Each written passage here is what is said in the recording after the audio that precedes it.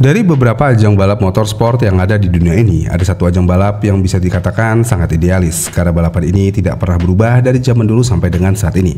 Yang mana di ajang balap ini, semua mobil yang ikut balap harus memutari sirkuit oval sebanyak 500 lap tanpa henti. Bahkan karena balapannya monoton, sampai-sampai banyak orang yang tidak mengerti apa keseruan dari balap tersebut. Dan ya, balap yang cuma muter-muter di sirkuit oval itu bernama NASCAR.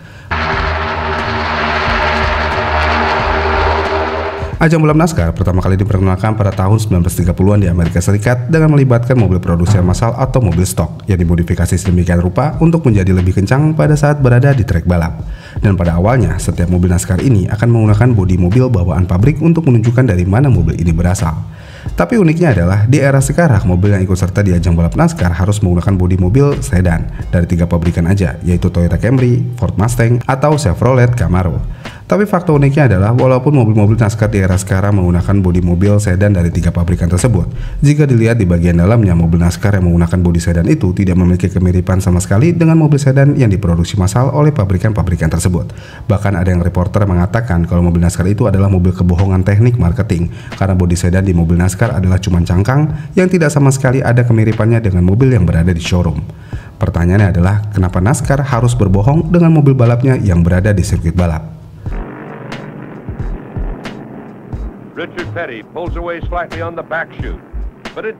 Jadi sebelum NASCAR berbohong dengan mobil-mobil balapnya di era sekarang, seperti yang sudah saya bilang sebelumnya, sebenarnya pada era awal dan era kemasan NASCAR di tahun 70-an, mobil-mobil NASCAR ini masih menggunakan mobil yang sama dengan yang ada di showroom, tapi dimodifikasi secara gila-gilaan untuk mendapatkan top speed yang lebih cepat pada saat balapan. Dan di era kemasan tersebut, mobil-mobil seperti Chevrolet Bel Air, Plymouth Superbird, Dodge Charger Daytona, atau Ford Galaxy, semua mobil yang tampil di lintasan NASCAR tersebut bisa kalian beli di showroom dan juga sangat mudah untuk ditemukan di jalan raya, yang mana mobil balap NASCAR yang ikut serta di ajang balap memiliki spesifikasi yang hampir sama persis dengan yang ada di mobil produksian massalnya.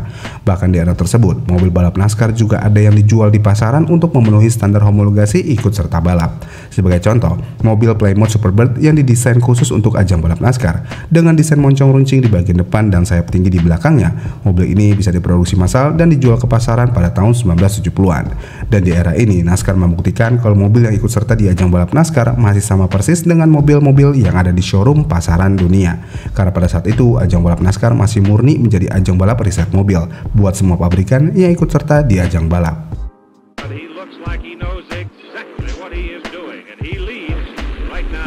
Tapi sayangnya, walaupun mobil-mobil NASCAR di era tersebut diproduksi massal untuk memenuhi syarat homologasi, mobil-mobil yang dirancang khusus untuk ajang balap NASCAR tapi diproduksi massal seperti Plymouth Superbird, mobil ini terlalu mendominasi di ajang balap NASCAR karena memiliki aerodinamika yang sempurna dan sulit ditandingi. Dan hal ini membuat banyaknya tim pabrikan lain yang protes ke pihak NASCAR. Karena walaupun mobil Plymouth Superbird dijual juga ke pasaran, tapi mobil ini bisa dibilang adalah mobil hasil modifikasi pabrik yang cukup ekstrim dengan alih-alih mobil stok produksian massal yang dipasarkan.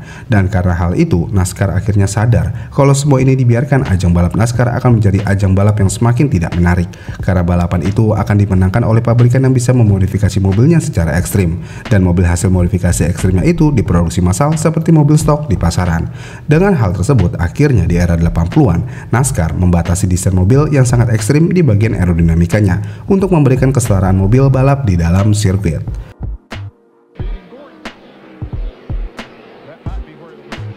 Lalu kemudian pada era 90-an di era ini bisa dibilang NASCAR mulai berbohong dengan mobil balap miliknya. Karena mobil-mobil NASCAR pada era ini sudah bisa dibilang bukanlah mobil jalanan atau mobil showroom secara teknis, yang mana sasis, mesin, dan aerodinamikanya 100% dibuat hanya untuk balap, dengan hanya menyisakan bentuk bodi yang wajib meniru mobil showroom yang ada di pasaran. Sebagai contoh, Chevrolet Monte Carlo di era tersebut memiliki tampilan yang sangat mirip dengan mobil yang berada di showroom, tapi sebenarnya bodi itu cuma cangkang, bahkan lampu depan dan belakangnya hanya stiker untuk memiliki bentuk seperti mobil aslinya.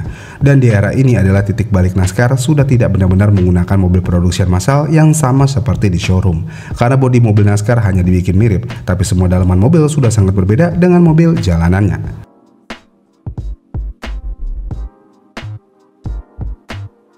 Kemudian kita ke era 2007-an, yang mana NASCAR meluncurkan proyek COT atau Car of Tomorrow, yang mana di proyek ini NASCAR mencoba memberikan kesetaraan buat ke semua tim dengan mendesain mobil menjadi lebih aman pada saat balapan. Tapi sayangnya di proyek COT ini semua fans NASCAR marah dengan desain mobil yang dinilai sangat jelek dan tidak sama persis dengan yang ada di showroom. Selain itu di desain COT semua mobil hampir terlihat sama dan sangat sulit dibedakan, yang membuat banyak fans bilang kalau di era COT ini NASCAR sudah mulai kehilangan identitas karena sudah tidak menampilkan mobil stok yang sama seperti di pasaran. Dan hal ini mengakibatkan penonton NASCAR menjadi menurun secara drastis karena penonton merasa sangat kecewa dengan proyek COT ini diterapkan di ajang balap NASCAR.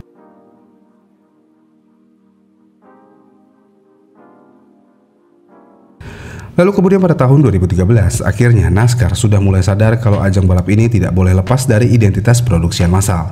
Dan karena hal tersebut, NASCAR memperkenalkan kembali mobil balap baru dengan nama Gen 6 Car, yang mana Gen 6 Car ini dibuat semirip mungkin dengan mobil showroom seperti mobil Toyota Camry, Ford Fusion, dan Chevy SS. Lalu di tahun 2022 muncullah mobil Next Gen atau Gen 7 dengan pengembangan bodi untuk mengembalikan estetika mobil produksi massal di era sekarang. Kemudian kita kembali lagi pertanyaan awal, kenapa NASCAR harus berbohong dengan mobil balapnya? Jawabannya tentu aja karena identitas mobil balap NASCAR itu adalah mobil stok produksian massal yang ikut serta di ajang balap. Yang mana pada era awalnya mobil balap NASCAR ini adalah benar-benar mobil produksian massal yang dimodifikasi dan diikut sertakan balap. Yang ngebuat identitas mobil balap NASCAR adalah mobil stok modifikasi produksian massal. Ya walaupun sejak era 90-an mobil NASCAR yang ikut serta di ajang balap ini hanya memiliki cangkang bodi yang sama dengan mobil produksian massalnya, tapi semua itu tetap diterima oleh fans NASCAR karena mobil-mobil balap itu masih terlihat seperti mobil yang berada di showroom. Dan bisa dikatakan juga di era balap NASCAR sekarang, bodi-bodi mobil yang berada di mobil balapnya hanyalah sebuah cangkang marketing dari pabrikan yang ikut serta di ajang balap. Karena jika semua mobil balap yang ikut serta di ajang balap NASCAR pada era sekarang dan mobil itu mau disamaratakan dengan mobil produksian massalnya, tentu aja mobil itu bukanlah mobil sedan yang sama persis seperti yang berada di showroom. Sebagai contoh, jika kita melihat Toyota Camry yang ikut serta di ajang balap NASCAR ini, mobil ini pasti tidak akan memiliki kesamaan suku cadang dengan Camry yang bisa kalian lihat di dealer. Bahkan untuk bagian part bodi seperti tutup bagasi ataupun kap mesinnya, mobil Camry yang berada di ajang balap NASCAR ini memiliki bentuk part yang sangat berbeda dengan part mobil Camry produksian massal. Selain itu, untuk mobil Camry yang ikut serta di ajang balap NASCAR juga akan menggunakan mesin V8 naturally aspirated di bawah kap mesinnya. Dan mesin ini benar-benar sangat berbeda dengan mesin Camry produksian massal yang menggunakan konfigurasi mesin V6 ataupun 4 silinder inline. Tapi walaupun seperti itu, dengan kebohongan NASCAR menggunakan cangkang mobil balapnya seperti mobil produksian massal, selain balapan NASCAR bisa menjadi tempat promosi pabrikan yang ikut serta di ajang balap, berkat balapan NASCAR dengan cangkang bodi mobil stok, balapan ini masih bisa digemari oleh para fansnya sampai dengan saat ini. Karena NASCAR dinilai masih memiliki identitas yang sama dari dulu sampai dengan sekarang, yaitu balapan mobil stok di trek balap oval. Able to just run up there and ram that car if he didn't let off the throttle. Battle for the stage win, battle to be the first car one lap down and get the free pass. That's Priest versus Gibbs as Cindric takes him into turn 3.